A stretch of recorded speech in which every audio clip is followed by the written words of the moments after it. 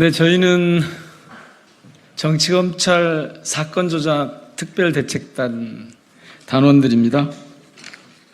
오늘은 조금 전에 검찰이 검찰권, 수사권을 남용해서 EBS에 대한 압수수색이 얼마나 부당한가라는 말씀들을 두 번이나 이곳에서 말씀을 드렸는데, 저희는 검찰이 이런 식으로 검찰권을 남용하면서 특별히 사건을 조작하는, 특히 수원지검이 이화영 전 경기부지사에 대해서 이재명 대표에 대한 대북 송금 사건과 연결시키려고 사건을 조작하고 있는 이 문제 때문에 전체적으로 정치검찰이 어떻게 사건 조작을 하고 있는지 진상을 좀 규명하고, 또 거기에 대해서 제도를 개선해야 할지, 어떻게 응징해야 할지, 이런 부분을 논의하기 위한 단위를 저희가 꾸렸습니다.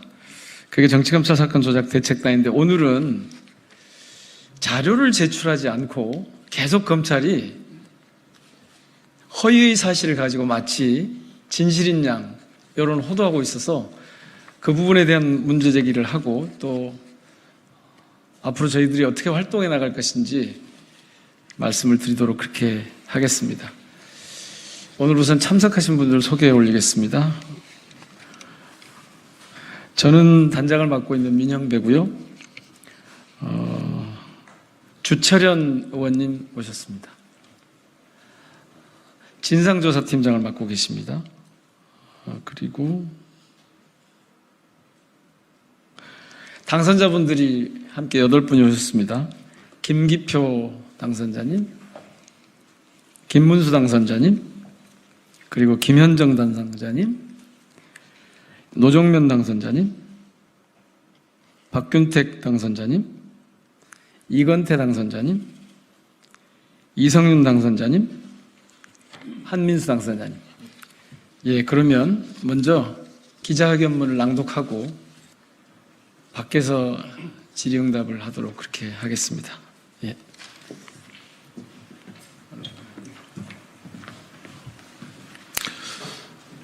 기자회견문을 낭독하겠습니다.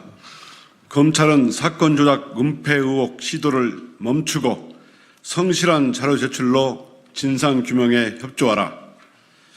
진실은 결코 가릴 수 없습니다. 검찰은 수원지검 사건 조작 의혹 은폐 시도를 즉각 중단해야 합니다. 진상 규명에 적극 협조할 것을 강력히 촉구합니다. 검찰은 이화영 전 경기부지사에 대한 불법 회유와 협박이 전혀 사실무근이라고 주장합니다. 지금껏 선택적으로 자료를 공개하면서 사건을 숨기기에 급급한 모습입니다. 이 전 지사는 검찰은 물론 검찰 출신 변호사에게서도 진술 조작을 제안받았다고 밝혔습니다. 수원지검 박상용 검사가 고등검사장 출신 변호사를 통해 회유를 시도했고 적겸 등 몇 차례 만남을 가졌다는 것입니다. 검찰은 이에 대하여 사실이 아니다라고 해명했습니다. 해당 변호사와 이전 부지사 접견은 2022년 11월 3일 이루어졌고 쌍방울 김성태 회장 입국 이전이라는 설명입니다.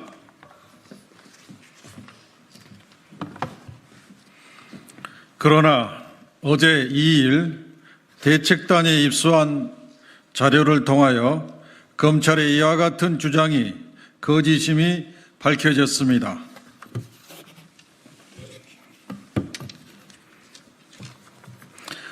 대책단이 입수한 이 전 부지사 변호인 접견 기록에 따르면 조모 변호사는 2022년 11월 3일뿐만 아니라 2차례나 더 이 전 부지사와 만났습니다.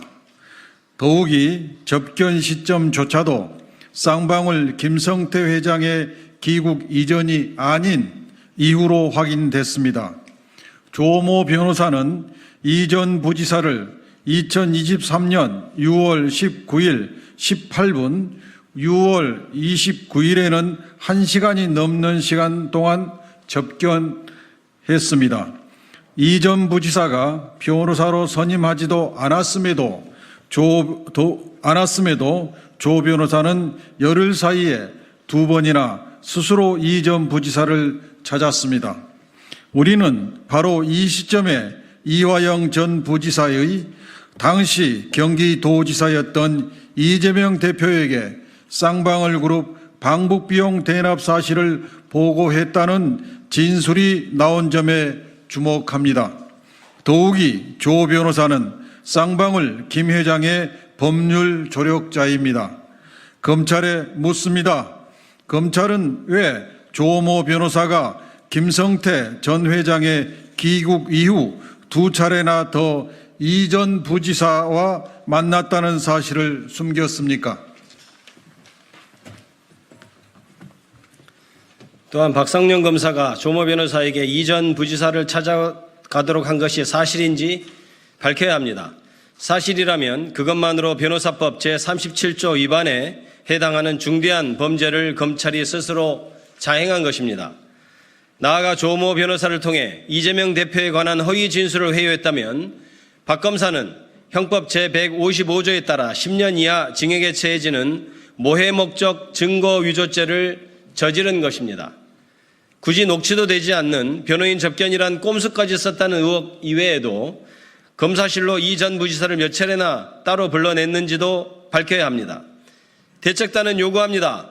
검찰이 떳떳하다면 자료 제출 요구에 성실히 응하길 바랍니다. 이미 4월 27일에 요구한 김성태, 방용철, 이화영의 출정 기록 및 변호인 접견 기록, 수원지검 출입자 명단, 조사 횟수 등 13개의 13개의 자료를 제출해야 합니다. 진실규명을 위한 기초자료인데 아직 단 한 건도 제출되지 않았습니다. 따로 생산할 필요 없는 검찰과 법무부 보유 자료입니다. 절대 제출하기 어렵지 않습니다. 대책단의 활동 목표는 명확합니다. 어떤 추정이나 주장이 아닌 오직 자료와 증거로 판단하겠습니다. 이를 기반으로 사건의 진실을 규명하고 책임을 묻겠습니다. 법무부와 검찰에 경고합니다. 끝까지 자료 제출을 거부하면서 진상규명을 방해한다면 좌시하지 않겠습니다. 대책단은 물론 더불어민주당 당 차원에서 특단의 조치를 취하겠습니다. 자료 확보를 위한 기관 방문은 물론 상임위 현안 보고 등 모든 방안을 강구하겠습니다. 제22대 국회 개원과 동시에 특검 도입도 검토할 것입니다. 만약 특검이 도입된다면 단호하게 사건 조작의 뿌리까지 파헤칠 것입니다. 수사 대상에 검찰의 진술 조작 의혹에 가담한 김성태 전 쌍방울 회장의 주가 조작 의혹은 물론 검찰과의 뒷거래 의혹까지 포함시키겠습니다. 다시 한번 강조합니다. 법무부와 검찰은 국회의 자료 제출 요구에 성실히 응해야 합니다. 주권자 국민의 뜻은 확실합니다. 제1야당 대표를 상대로 한 정치검찰의 사건 조작 의혹은 명명백백하게 밝혀져야 합니다. 감히 그 목소리를 거스르지 말아야 합니다. 우리 대책단이 앞장서겠습니다. 관심과 성원을 부탁드립니다. 감사합니다.